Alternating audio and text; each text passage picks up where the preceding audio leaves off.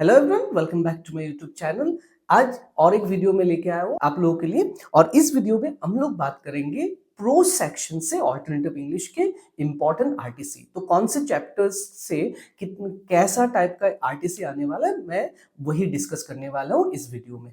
और इससे पहले ये वीडियो आप लोग देखो, इससे पहले मैं आप लोगों को सजेस्ट करूंगा कि आरटीसी कैसा लिखना है। इसके ऊपर ऑलरेडी मैं एक वीडियो बना चुका हूँ जो ऑल्टरनेटिव इंग्लिश के प्लेलिस्ट में आपको मिल जाएगा, या तो फिर उसका लिंक जो है मैं डिस्क्रिप्शन बॉक्स में डाल दूंगा, पहले आप वो देख लो। क्योंकि आरटीसी कैसे लिखना है वो ज्यादा जरूरी है, क्योंकि यहाँ पे जो मैं सजेस्ट करने वाला हूँ ये क्वेश्चंस मेरे हिसाब से मुझे लगता है कि इस बार आने वाले हैं। लेकिन अगर वो नहीं आए, कोई और भी क्वेश्चन अगर आ गया सो दैट आप लिख पाओ, तो उसके लिए वो पर्टिकुलर वीडियो बहुत ही जरूरी है। प्लस उसमें कुछ क्वेश्चंस मैंने सॉल्व कर दिए हैं, तो उससे आपको एक आइडिया आ जाएगा कि क्वेश्चंस को कैसे सॉल्व किया जाता है। ठीक है, तो इस वीडियो में हम लोग सिर्फ क्वेश्चंस डिस्कस करेंगे, इंपॉर्टेंट लाइंस डिस्कस करेंगे, और उनको लिखना कैसे है I will just shortly explain it to you. अगर मैं पूरा ये आंसर सॉर्ट करने जाऊं तो वीडियो बहुत लॉन्ग हो जाएगा और इतना टाइम हमारे पास नहीं है। तो आइए हम लोग इजी तरीके से जो इंपॉर्टेंट लाइंस है उसको हम लोग समझ लेते हैं। ठीक है, ये वीडियो को स्टार्ट करने से पहले मैं आप लोगों को बताना चाहता हूं कि लास्ट 24 में आप लोगों का पेपर जो है, ये जो सिलेबस है ये चेंज हुआ था। ठीक है, अभी 24 में कौन से चैप्टर से आरटीसी आए हुए थे ये आपको जानना जरूरी है, क्योंकि इस बार आप प्रिडिक्ट कर सकते हो कि कौन से चैप्टर्स हमारे लिए इंपॉर्टेंट होने वाले हैं। ठीक है, तो 24 में आपका आया हुआ था, ठीक है, a cup of T, a cup of T, और आपका और एक क्वेश्चन आया हुआ था वर्जर से। ओके, द वर्जर से। ये दो जो चैप्टर थे उनमें से 24 में आया हुआ था। ठीक है, वेरेस 2025 में ये दोनों चैप्टर से एक भी क्वेश्चंस नहीं आए थे। 2025 में जो क्वेश्चन था वो मार्टर कॉर्नर से था। ठीक है, मार्टर कॉर्नर, एंड आपका एक क्वेश्चन था बिना कुटीर से। तो यहां से क्या पता चलता है कि जो क्वेश्चंस है एक ही चैप्टर से रिपीटेडली नहीं आते हैं। तो इस बार हो सकता है कि अ कप ऑफ टी से भी आ जाए, द वर्जर से भी आ जाए। ठीक है, द वॉयज से आना मतलब लगभग मुझे लगता है कि इतना इंपॉर्टेंट नहीं है, फिर भी आप देख सकते हो यहाँ पे मैंने कुछ लाइन सजेस्ट कर लिया है। ठीक है, लेकिन इसका मतलब ये नहीं कि रिपीटेड क्वेश्चंस नहीं आ सकता, मार्टर कॉर्नर से भी नहीं आ सकता, बिना कुटीर से भी नहीं आ सकता। लेकिन ज्यादा इंपॉर्टेंट आप लोगों को देना है a cup of tea and वर्जर, क्योंकि 24 में वो आया था लेकिन 25 में नहीं आया था। ठीक है, तो ऐसे कुछ हम लोग प्रिडिक्ट नहीं कर सकते, क्योंकि 2 ही साल हो चुके हैं इस नए सिलेबस को। सो हम लोग क्या करेंगे, हम लोग सारे क्वेश्चन जो है सारे चैप्टर्स के ट्राई करेंगे प्रिपेयर करके जाने के लिए। ठीक है, तो पहले मैं आपको डिस्कस कर रहा हूं अ कप ऑफ टी से कौन से इंपॉर्टेंट लाइन्स है। तो क्वेश्चन नंबर 1 जो हो सकता है, ये वाला line, no, not Peter. Michael and her husband absolutely adored her. They are rich, really rich, not just comfortably well off, which is odious and stuffy and sounds like one's grandparents. So in this line, it is the beginning line of the chapter. Chapter के एकदम beginning में ही ये lines दिया हुआ है, जहाँ पे rosemary के लाइफस्टाइल के बारे में बात कर रहे हैं। और यहाँ पे आपको डिस्क्राइब करना है कि रोजमेरी जो है, she belongs to a very rich family. वो इतनी रिच थी कि उसके पास अबांडेंट ऑफ मनी था, वेल्थ था। एंड शी यूज्ड टू, जैसे कि हम लोग नॉर्मल लोग कहाँ पे शॉपिंग करने जाएंगे, हमारे लोकल मार्केट में, but she used to go to Paris for shopping things. ठीक है, वो जब फ्लावर्स खरीदने जाती थी तो she used to buy a lot of flowers and randomly, impulsively वो चीजों को खरीदती थी। तो that shows that she flaunted her wealth, flaunted her money. ठीक है, और यहाँ पे ये भी आपको रिफ्लेक्ट किया जाता है, ये भी रिफ्लेक्शन होता है कि how rich who has lot of money, abundant of money, they spend it on useless things, foolish things में भी कभी कभी स्पेंड कर देते हैं। तो ऐसे आपको इसको एक्सप्लेन करना है। Next, he beamed whenever she came in, he clasped his hands, he was so gratified he could scarcely speak. अभी ये लाइन जो है, सॉरी, फ्लैटरी ऑफ कोर्स और एक पार्ट है। तो ये जो लाइन है, it is spoken for the shopkeeper of an antique shop. जिस शॉपकीपर में रोजमेरी हमेशा कुछ ना कुछ खरीदने के लिए जाया करती थी। Now that shopkeeper was very much, the shopkeeper was very much impressed by rosemary. Whenever he saw that rosemary was coming, तो वो क्या हो जाता था, खुश हो जाता था। ही बीम्ड, बीम्ड का मतलब होता है वो खुश हो जाता था। और वो क्या करता था, he tried to impress Rosemary by speaking in a very kind and polite manner, और ऑफ कोर्स ये जो काइंड और पोलाइट मैनर है it was not from with in his heart, but ये एक क्या था, फ्लैटरी था, उसको सिर्फ इंप्रेस करने के लिए वो ऐसे बात करता था। तो दिस शोज के कैसे शॉपकीपर्स जो है वो भी जानते थे रिच लोगों के बिहेवियर के बारे में, रिच लोगों के एटीट्यूड के बारे में, and they try to cash in as much as they possible from the rich people or the wealthy one. Next, you see, madam, he would explain in his low, respectful tones, I love my things. I would rather not part with them than sell them to someone who does not appreciate them, who has not that fine feeling which is so rare. तो ये भी जो line है, it is also spoken about the shopkeeper. जो shopkeeper जो है ये rosemary से बात कर रहे हैं, और ये कब हुआ था, it was when he showed an antique animal box to Rosemary which was very delicately designed, which has very beautiful designs on it, okay, ornamental designs थे उसमें, and he was trying to impress Rosemary in selling that animal box at a high price। और इसके लिए वो क्या कर रहा था, उसको impress करने का कोशिश कर रहा था, जहां पे उसने ये बताया कि वो ज्यादातर चीजों को जो उसके एंटिक शॉप में है वो गैदर करता है उसके शौक की वजह से, एंड वो चाहे तो मतलब वो अगर मतलब उसको बेचना नहीं है, ऐसी इंसान को बेचना नहीं है जिसके जिसके मन में इन एंटिक चीजों के प्रति रिस्पेक्ट नहीं है, काइंडनेस नहीं है, या तो फिर वो अटैचमेंट नहीं है, तो वो उन लोगों को बेचना नहीं चाहता है। तो that is about the shopkeeper. Next, an exquisite little animal box with a glaze so fine it looked as though it had been baked in cream.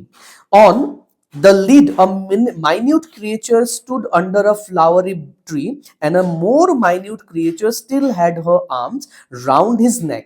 तो ये भी वही शॉपकीपर के बारे में भी ये लाइन है, जब when he showed the animal box to Rosemary, he described the little box, और वहां पे उसने बहुत एक्सक्विजिट तरीके से उस बॉक्स को डिजाइन शो किया था, डिस्क्राइब किया था, जहां पे बहुत अच्छे अच्छे डिजाइन बने हुए थे, और वो एनिमल बॉक्स को जो एनिमल था उसके अंदर उसको ऐसे वो डिस्क्राइब कर रहा था जैसे कि वो एक क्रीम हो, क्रीम की तरह, मतलब he was trying to impress Rosemary. तो आपको यहाँ पे लिखना है कि जो शॉपकीपर था he did everything in his capacity to impress Rosemary in selling the animal box at a high price, और उसमें आपको ये लाइन जो है इसको एक्सप्लेन करना भी है, ठीक है। Next, and suddenly it seemed to Rosemary such an adventure. It was like something out of a novel by Dostoevsky. This meeting in the dusk.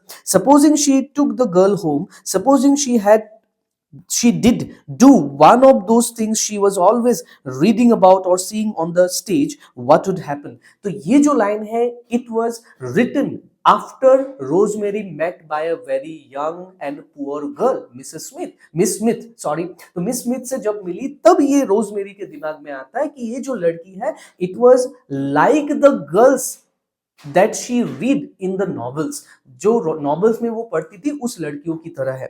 ये जो कैरेक्टर है लड़की का, मिस स्मिथ का, ये डायरेक्ट जैसे दोस्तोयेवस्की के नॉवेल से निकल के आया हो ऐसा लग रहा था, और उन्होंने उसी वक्त सोच लिया था कि अगर मैं इस लड़की को अपने घर में लेके जाती हूँ, और जो मैंने स्टेज में देखा था कि बड़े लोग कैसे पुअर को हेल्प करते हैं, और जो भी मैंने नॉवेल्स में पढ़े, अगर वो भी मैं इस लड़की के साथ करती हूँ, मतलब इसको अगर हेल्प करती हूँ, तो मुझे क्या मिलेगा सोसाइटी में, और मेरे पीयर्स के बीच में मुझे रेस्पेक्ट मिलेगा, मुझे क्या मिलेगा, उनके बीच में एक सोसाइटी में हाई एप्रिसिएशन मिलेगा, लोग मुझे एप्रिशिएट करेंगे, प्रेज करेंगे। And that is what she thought after meeting और seeing that poor woman who was begging for some money to buy a cup of tea।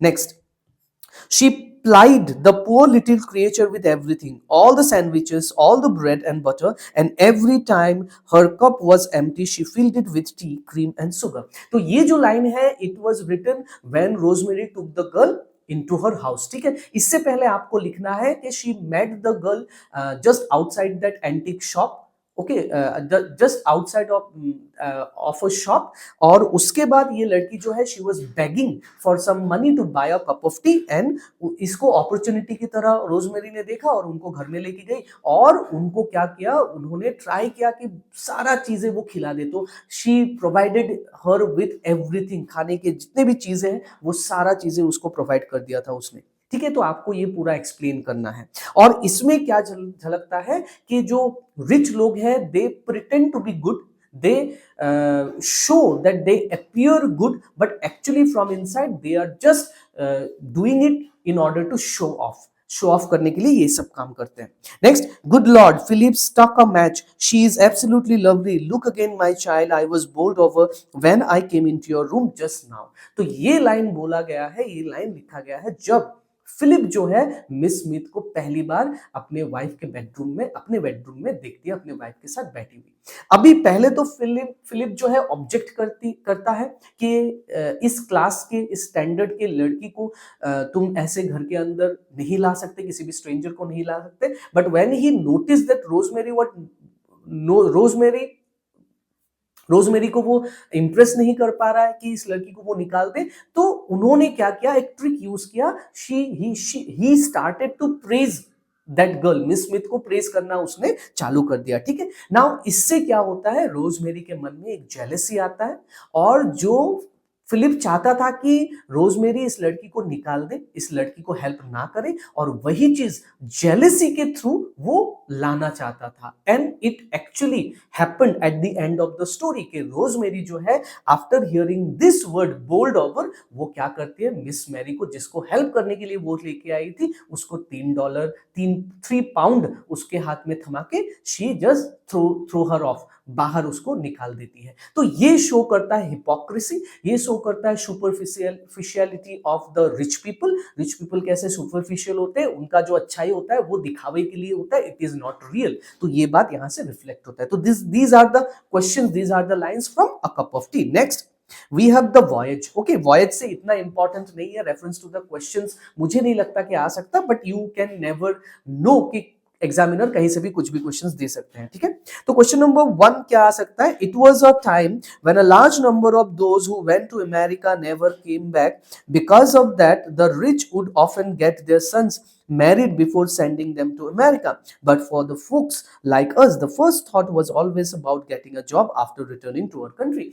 This has been said by Bhupen Hazarika when he was about to leave for America, and he was telling the situation at that time in India कि लोग जब भी अपने लड़कों को बाहर भेजते थे, उससे पहले they get them married, उन लोगों को शादी करा देते थे. क्यों? Why? Because after leaving for America, after getting a job in America, the people who have left their country used to settle there and they never come back to India. अपने India में नहीं आते हैं. तो उस वक्त एक trend था कि किसी को फॉरेन में भेजने से पहले उनकी शादी करा दे. लेकिन क्योंकि भूपेन हजारिका एक पुअर फैमिली से, मिडिल फैमिली से बिलोंग करने वाले लोग थे, जिनका स्कॉलरशिप गवर्नमेंट के द्वारा दिया गया था so that he could complete his PhD in America. So उनके लिए पहला थॉट ये था कि first I should get a job first, then I should think about marriage. तो यहाँ पे जो ब्रेन ड्रेन वाला जो एक्टिविटी था, उससे पहले इन्होंने डिस्क्राइब किया उस वक्त का सिचुएशन, 1949 का situation.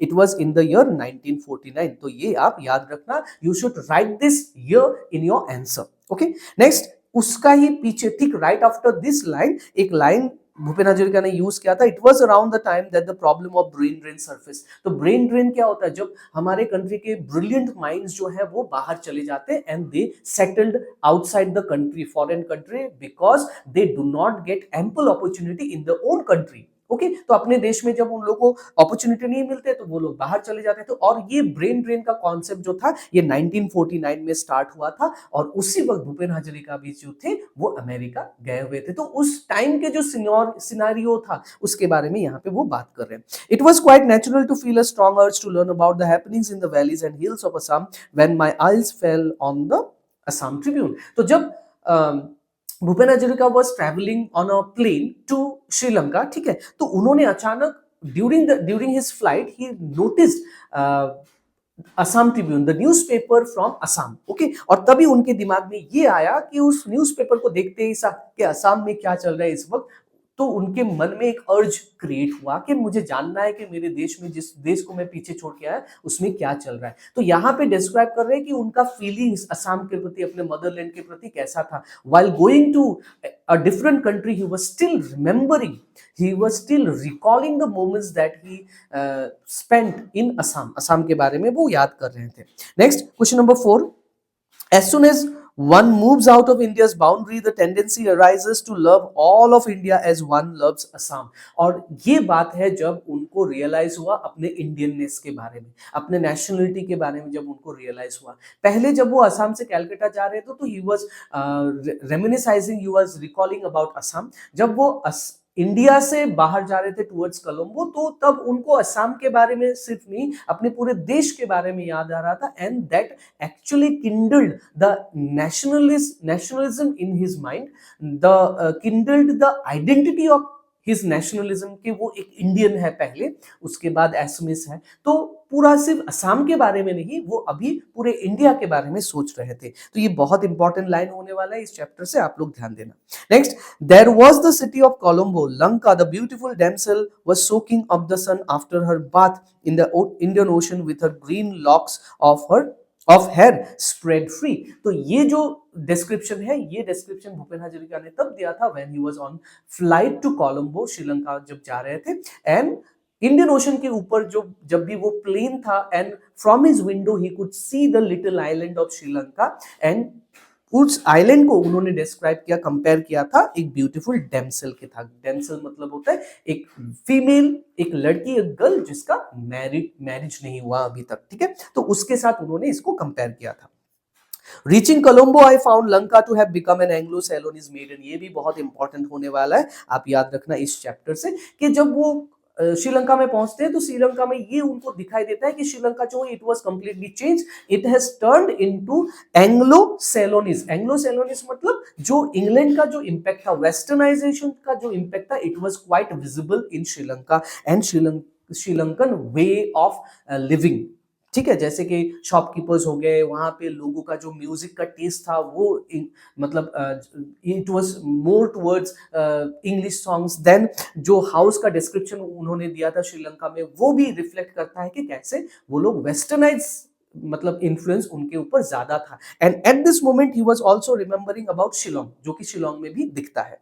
Next, I heard a voice deep inside me that said, let this divine sight stand as a blessing in your life of a traveler. May you keep going from country to beyond country, from nation to beyond nation. Let the fatigue of the journey become a joy inside you. तो ये line Bhupen Hazarika ने तब use किया था when he was travelling over Red Sea. Red Sea में जब travel कर रहे थे, and while travelling on Red Sea in SM Sempione, उनके कैप्टन ने उनको बीच रात बुला के क्या दिखाया था, वो क्रिसेंट मून का जो पिक्चर था वो दिखाया था, उसके ऊपर जो स्टार्स थे वो दिखाया था, जो कि अकॉर्डिंग टू इस्लाम क्या होता है, बहुत होली होता है। तो उसको देख के भूपेन हजारिका के दिमाग में एक फीलिंग आता है कि शायद ये जो साइन है, ये जो इमेज मुझे दिखाई देता है, जो कि बहुत रेयर होता है, बहुत फॉर्चुनेट लोगों को ही ये देखने के लिए मिलता है, इवन द जो इस्लाम को मानने वाले जो लोग हैं उनको भी बहुत रेयर अपॉर्चुनिटी मिलता है ये जो इमेज है ये देखने के लिए। एंड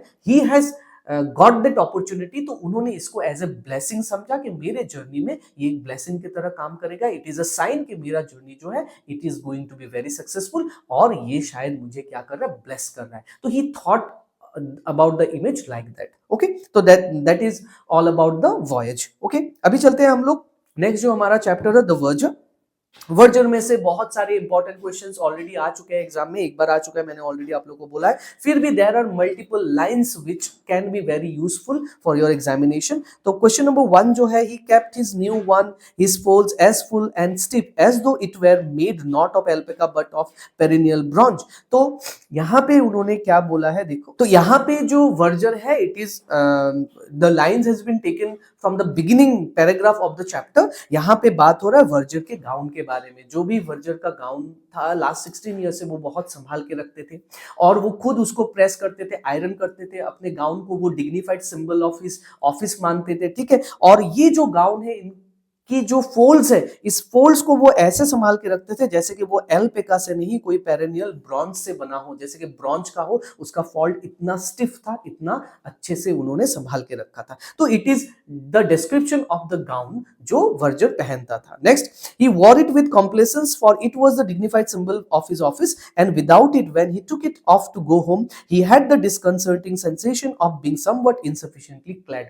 तो वर्जर कितना अटैच था अपने जॉब से, कितना अटैच था अपने गाउन से, इस पैराग्राफ से ये रिफ्लेक्ट होता है कि जब भी वो अपने गाउन को देखता था तो अपने गाउन को वो अपने ऑफिस का, अपने काम का, अपने पोस्ट का वो डिग्निफाइड सिंबल मानता था और इसको बहुत ऑनर से वो पहनता था, ठीक है। और जब भी वो क्या करता था, he used to take it off to go home, तब उसको ऐसा लगता था कि विदाउट गाउन वो इनकम्प्लीट है, उसका काम इनकम्प्लीट है, उसका आइडेंटिटी इनकम्प्लीट है, ऐसा उसको फील होता था। Next, it was a source of subdued pride to him that he could nearly always quiet a whimpering infant by the manner in which he held it, and he was not unconscious of the amused admiration with which mothers and nurses watched him settle the baby in the crook of his supplied arm. तो ये line वर्जर जो थे, Albert Edward जो थे, वो बोल रहे हैं किसके बारे में, नए विकर के बारे में। और ये कब बोल रहे हैं, क्रिश्चियनिंग सेरेमनी के दौरान there was a infant who started to cry, and जो नया विकर थे उन्होंने उस बच्चे को अपने हाथ में पकड़ लिया था, and the way he stop that whimpering child, whimpering मतलब रोता हुआ बच्चे को जैसे उन्होंने संभाला, जैसे उनको चुप किया, सारे जो उसमें मदर्स थे, फीमेल थे, वो एप्रिसिएशन से वर्जर के विकर की तरफ देख रहे थे। और इस बात से वर्जर विकर जो था उनको भी पता था कि सब लोग मुझे देख रहे हैं, और वो ये काम करके खुद प्राउड फील कर रहे थे। ये हमेशा उनको अच्छा लगता था to be the centre of attraction among the people. Okay, तो यहाँ पे जो नए विकर है उसके बारे में बात किया जाए।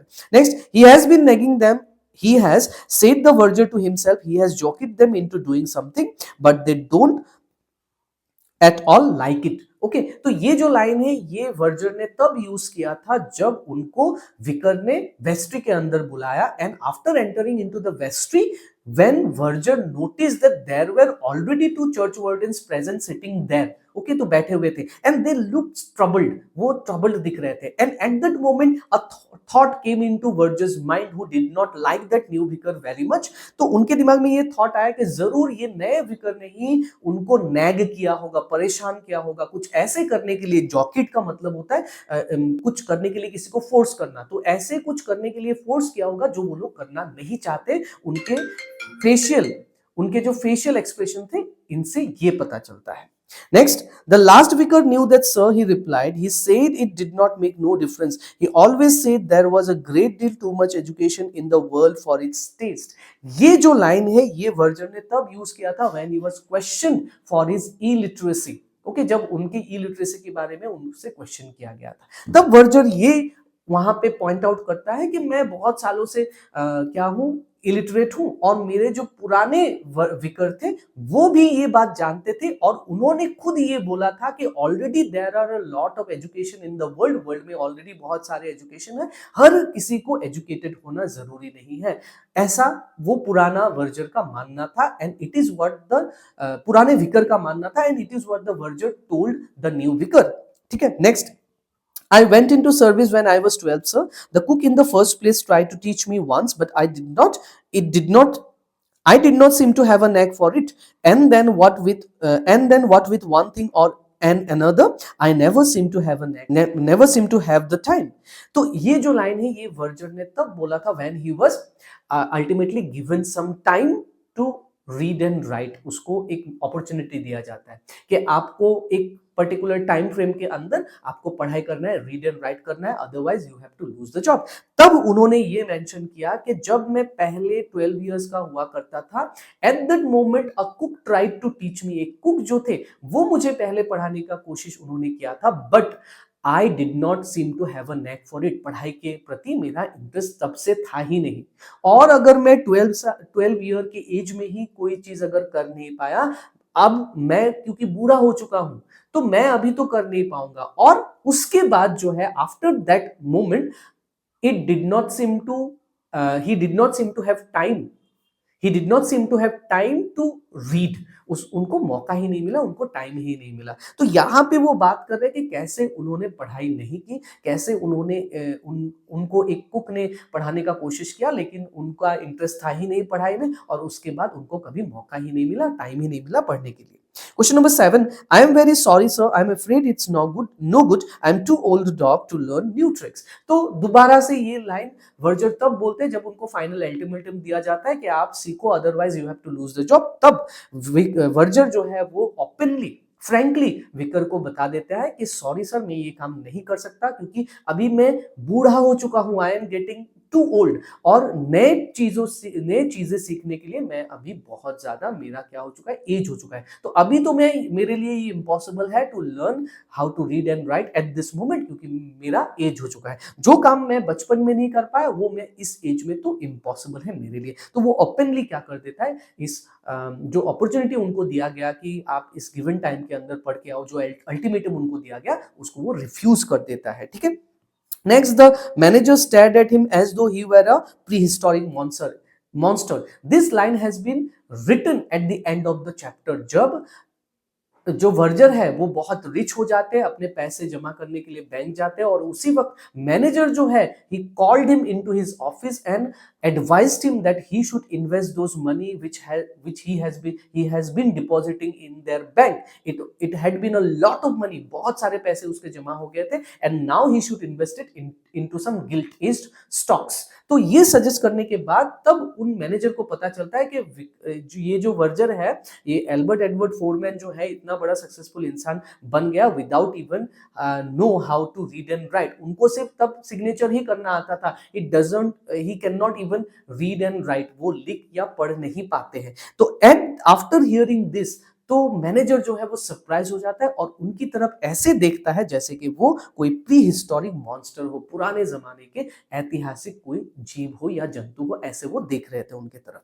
तो these are the questions from version. Next martyr corner से, ठीक है। मार्टर कॉर्नर लास्ट ईयर आ चुका है, तो इस साल यू कैन नेवर से कि नहीं आ सकता, लेकिन फिर भी हम कुछ इंपॉर्टेंट लाइंस देख लेते हैं, जैसे कि he got up when the cock in the next house crowed. Sometimes it had a habit of waking up at 3 in the morning and letting out a shriek. तो यहाँ पे जो रामा है, रामा के डेली हैबिट के बारे में बात कर रहे हैं, जब वो बता रहा है कि लोग जेलस फील करते थे कि कैसे रामा 1 घंटा या 1.5 घंटा सामान बेच के घर चला जाता था, earning a lot of money which the graduates even at that moment couldn't even earn. तो तब रामा यहाँ पे ये डिस्क्राइब करता है कि they do not know how the hard work goes behind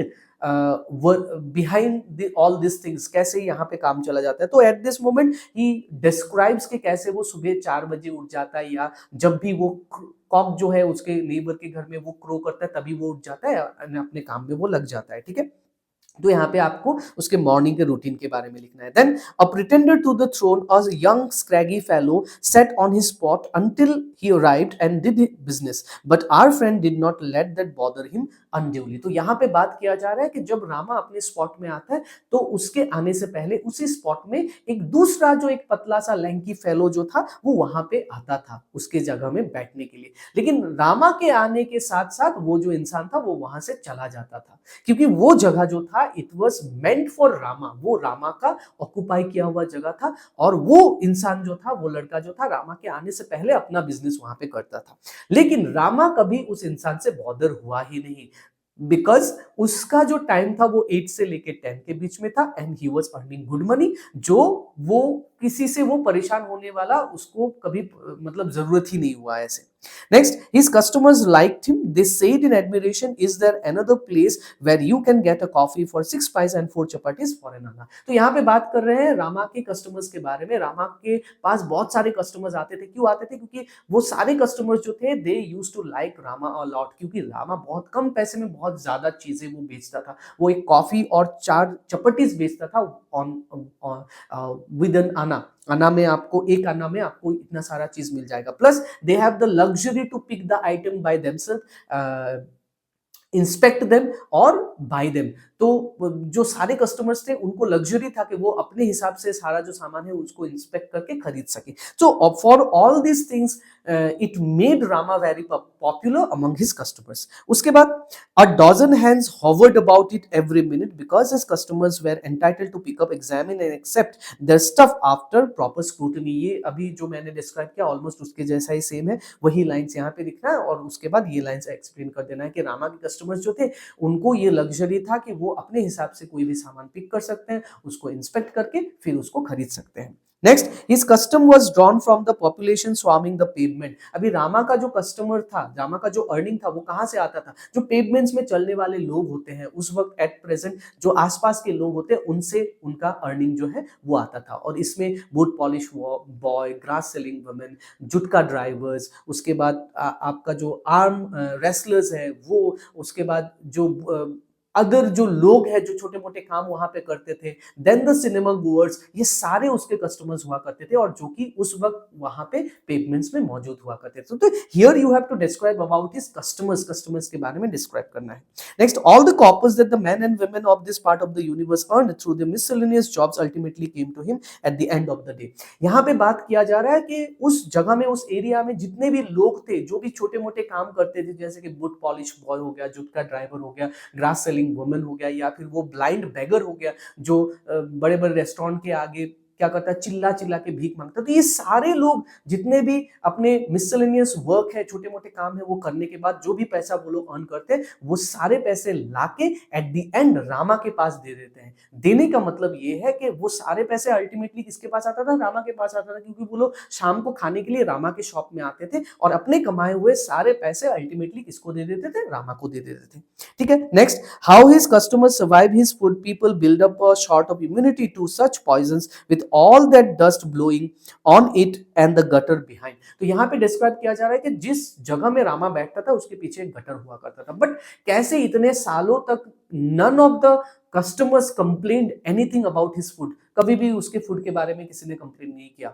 ठीक है, तो ऐसा लगता है कि उनके सारे जो कस्टमर्स है they have sort of developed a certain kind of immunity towards his food. जो इतने गंदे जगह में है, पूरा डस्ट जो है रास्ते का वो जाके उसके ऊपर सेटल हो जाता था, वो ओपनली अपने ट्रे में वो सारे खाने की चीजों को रखता था, उसके पीछे एक गटर भी बहता हुआ जाता था जिसमें से गंदा स्मेल भी आता था, लेकिन कभी भी किसी कस्टमर्स ने उनके बारे में कंप्लेन नहीं किया गया। तो यहाँ पे उनके कस्टमर्स के बारे में आपको लिखना है। ठीक है, नेक्स्ट आते हैं हम लोग, but such security is unattainable in human existence, the gods grow jealous of too much contentment anywhere and they show their displeasure all of a sudden. तो यहाँ पे बात किया जा रहा है कि रामा का लाइफ कैसे सिक्योर था, रामा कैसे सक्सेसफुल था अपने बिजनेस में, और यहाँ पे बात हो रहा है कि इनका जो सक्सेसफुल था ये मतलब परफेक्ट था हर तरीके से, हर तरीके से he was at his prime, top में था वो। 1 घंटा 2 घंटा काम करता था and he used to double up his investment, अपना इन्वेस्टमेंट को वो डबल कर देता था हर रोज। तो ये जो था ये ह्यूमन एग्जिस्टेंस में अनएटेनेबल था, और इसीलिए कुछ देर के बाद जो भगवान भी जो है, ऐसा लगता है कि रामा के इस मतलब राइज से जेलस हो गए, और जैसे कि पूरा जो मतलब अपना जो एंगर है उसको रामा के ऊपर जैसे कि उन्होंने एक साथ बरपा दिया। ठीक है, people shouted soda bottles were used as missiles, everyone hit everyone else. ये तब की बात है जब वो रायट वहां पे स्टार्ट हो गया था। ठीक है, कैसे रायट स्टार्ट हो गया और रायट के बाद कैसे everybody involve in that fight and everybody was beating everybody else. Police भी वहां पे इन्वॉल्व हो जाता है। लोग क्या करते हैं, सोडा बॉटल्स को दुकान से लेके they use to throw at each other, इसको मिसाइल की तरह यूज करते करते थे। तो ये पूरा जो रायट का सिचुएशन है उसको आपको डिस्क्राइब करना है, और कैसे ये सिचुएशन वायलेंट हो जाता है, और कैसे पुलिस जो है इस सिचुएशन को कंट्रोल करने के लिए वहां पे गोली चलाते हैं and some people actually died at the end. Next, the restraint of civilized existence were suddenly abandoned. Everyone seemed to be angry with everyone else. ये भी उसी राइट से ही डिस्क्राइब करना है। ऑलमोस्ट ये दोनों आंसर जो है आपको सेम ही लिखना है कि कैसे लोग इतने वायलेंट हो गए थे। Question number 11, I was once a hotel owner myself, and with that piece of reminiscence he attained great satisfaction। तो this is the last concluding line of the chapter. जब वो एक रेस्टोरेंट में अपना बिजनेस खत्म होने के बाद वो एक रेस्टोरेंट में, कोहिनूर नाम का रेस्टोरेंट में वो काम करने लग जाता है रामा, और तब जब भी कोई भी कस्टमर्स उनसे ऊंची आवाज में बात करता था या गुस्से होकर बात करता था, तो उनको वो रिप्लाई करता था कि एक वक्त ऐसा था कि मैं भी एक रेस्टोरेंट का मालिक हुआ करता था, और यही सोच के वो सेटिस्फाइड भी हुआ करता था। तो दिस शोज के कैसा उसका फेट जो है पूरा टर्न हो जाता है from being a very successful vendor to being waiter in a restaurant. तो कैसा उसका जो लाइफ है, फेट है, वो चेंज हो जाता है। कैसा जो हमारे लाइफ में सिक्योरिटी जो है वो क्या होता है, मतलब कभी भी सेफ नहीं होता हमारे लिए, कैसे टाइम हर चीज को चेंज कर देता है। This is what the line actually suggest. Last हम लोग आते हैं बिना कुटीर में, ठीक है। तो बिना कुटीर के ऊपर लास्ट ईयर जो था वो क्वेश्चन आ चुका है ऑलरेडी। देखते हैं क्या क्या इंपॉर्टेंट लाइंस है। फर्स्ट क्वेश्चन है, crammed in between a motley assembly of newly constructed concrete buildings the lone Assam type single storey house stood unperturbed. तो it is the opening line of the chapter, जहां पे बिना कुटीर जो था उसके सराउंडिंग्स के बारे में डिस्क्राइब किया जा रहा है कि बिना कुटीर कैसे आसाम टाइप का एक छोटा सा घर था और उसके चारों तरफ जो थे बड़े बड़े बिल्डिंग्स थे जो कॉमर्शियलाइजेशन को रिफ्लेक्ट करते थे कि उस वक्त गुवाहाटी में कैसे कॉमर्शियलाइजेशन वाज एट राइज। और बिना कुटीर जैसे उन सब बिल्डिंग्स के बीच में जैसे क्रैम्प हो, जैसे फंस गया हो, जैसे बिना कुटीर कुडंट ब्रीथ, बिना कुटीर ब्रीथ ना कर पा रहा हो, ऐसा लगता है। तो यहाँ पे आपको उस बिना कुटीर के सराउंडिंग के बारे में डिस्क्राइब करना है। Next, in the remaining red drags of the bottle I felt I saw an L shaped Assam type house being reflected. तो ये जब पहली बार जो नैरेटर है वो उस शॉप में जाता है, कोको कोला की शॉप में जाता है, स्टेशनरी शॉप में जाता है और वहां पे कोको कोला बॉटल खरीदता है। और after getting some of the information from the shopkeeper, जो शॉपकीपर था उससे पता चलने के बाद वो जब कोको कोला पी रहा होता है तो उस कोको कोला के अंदर ही स्टार्टेड टू इमेजिनिंग बिना कुटीर। और जो भी पीस ऑफ इंफॉर्मेशन उस शॉपकीपर ने उनको दिया था तो उन्होंने अपना ही एक स्टोरी उसमें इमेजिन करना चालू कर लिया था। और उस छोटे जो थोड़ा सा उसमें जो कोको कोला का लिक्विड बाकी था उसमें उन्होंने देखना चालू कर दिया कि बिना कुटीर का घर। और दैट बिगिंस द स्टोरी कि कैसे उन्होंने इमेजिन किया, कैसे उस कोको कोला का बॉटल मतलब एक डिवाइस हो गया जिससे कि ऑथर का जो इमेजिनेशन है, नैरेटर का जो इमेजिनेशन है वो रिफ्लेक्ट होता है कि कैसे उसने सोचा कि उस बिना कुटीर में रहने वाले घर के लोग कैसे होंगे, उनके सोच कैसे होंगे और क्यों इतने दिनों तक बिना कुटीर ऐसे ही अबैंडन्ड स्टेट में पड़ा हुआ है। Next, I do not need the house to live in. True, it is my property. I can earn from it. That's right. But just for that should I let all signs of my father's scholarship. और ये बात actually बोला था परमेश ने। परमेश जो कि original नाम नहीं था, the elder son of the Bhudhar Goswami, ये नैरेटर ने सोचा था। तो वो इमेजिन कर रहे थे कि उनके बड़े बेटे का सोच कैसा होगा। तो यहाँ पे ये दिखाया जा रहा है कि कैसे उनके बड़े बेटे जो थे, गणेशदा नाम के किसी इंसान से बात कर रहे हैं जो कि बिना कुटीर को बेचने के बारे में बात कर रहा है। और यहाँ पे परमेश ये बोल रहा है कि I can not sell the memory of my father, जिन्होंने इस घर को बनाया था और इस घर के हर एक कोने में उनका मेमोरी छुपा हुआ है, जहाँ पे बैठ के वो इतने काम करते थे, इतने पढ़ाई करते थे, स्टडी करते थे, रिसर्च करते थे और इनको मैं कुछ पैसों के लिए बेचना नहीं चाहता। तो यहाँ पे परमेश का जो एटीट्यूड था, परमेश का जो एटीट्यूड था उसके बारे में यहाँ पे बात हो रहा है, ठीक है, कि कैसे वो बिना कुटीर को बेचना नहीं चाहते थे। Next, I am not like Dada. I have taken all my decision myself. I have not cared for anything. Even on my father's command, I have not done that which I have not no faith in. तो ये बोल रहे उनका जो younger सन था जो कि क्या था, एक डॉक्टर था। तो here he was talking with his wife Rehana, Rehana के साथ बात कर रहे, ये भी नैरेटर इमेजिन कर रहा था। एंड जब उनको पता चलता है कि उनके फादर ने जो बिना कुटीर है उनको उनके नाम पे कर रखा है, तो ही वाज थिंकिंग कि पहले तो फादर मुझे घर से निकाल देते और ऑल ऑफ अ सडन अभी बिना कुटीर का जिम्मेदारी मुझ पे दे रखा है, इस घर को मैं पहचानता ही नहीं, तो मैं इस घर की देखभाल कैसे करूंगा। और यहाँ पे वो ये भी बताता है कि कैसे उसने अपना पढ़ाई की, ठीक है, कैसे रिहाना ने उनको सपोर्ट किया और कैसे उनके फादर ने उनको घर से निकाल दिया था, उनको फाइनेंशियल एड देने से मना कर दिया था। लेकिन जब उनको बिना कुटीर का रिस्पॉन्सिबिलिटी दिया गया तो वो मानते हैं कि इसको मैं कुछ नहीं कर सकता, ये घर से मेरा कुछ कनेक्शन है ही नहीं, मैं बहुत पहले इसको छोड़ चुका हूँ, तो मुझे इस घर को देखभाल करना नहीं है। Next, I drew the remaining drink with my last sip and keeping the bottle at the counter.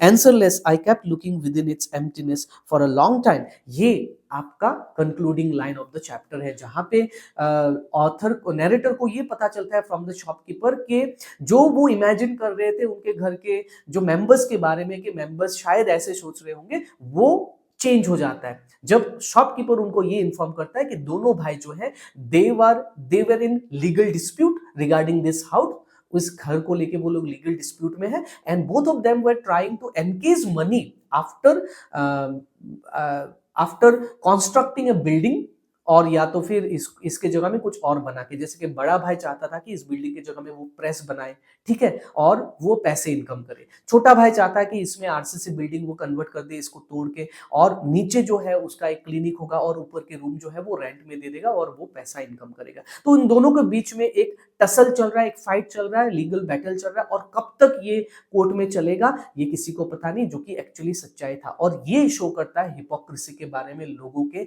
जे कैसे लोग भूल जाते हैं the emotion, the attachment to something. ये घर के साथ जो इमोशन अटैचमेंट था वो भूल के वो लोग जस्ट अभी किसके बारे में सोच रहे हैं, गेनिंग मोर मनी, मनी के बारे में सोच रहे हैं, पैसे इनकम करने के बारे में सोच रहे हैं। तो this reflect the hypocrisy of the people at that time, जब बहुत ज्यादा कॉमर्शलाइजेशन हो गया था, अर्बनाइजेशन जब स्टार्ट हुआ था, ठीक है, तो कैसे लोग पैसों के पीछे भाग रहे थे और अपने जो भी इमोशंस हैं, जो भी कनेक्शंस है किसी चीज को लेके, वो उनके लिए ज्यादा मैटर नहीं करता था। तो ये एक सरप्राइजिंग था नैरेटर के लिए कि जैसा उन्होंने सोचा उसका कंप्लीटली ऑपोजिट वो निकल के आता है। तो this is how the question should be written from this chapter. तो ये हो गया आपका बिना कुटीर के ऊपर में। Next, in the next video I will bring some of the important stanzas from the poem as well. तो आप मेरे चैनल को प्लीज सब्सक्राइब कर दो। अगर आपको ये वीडियो पसंद आया तो आप लोग प्लीज लाइक कर दो, और ऐसे इंपॉर्टेंट वीडियो आपको सही वक्त से मिल जाए तो आप काइंडली जो बेल आइकन है उसको प्रेस कर दो। सो ऐसे वीडियो में आप लोगों के लिए लाता रहूंगा, and keep watching my video for getting all those videos in time before the examination. So thank you very much for watching my video and supporting me. Thank you.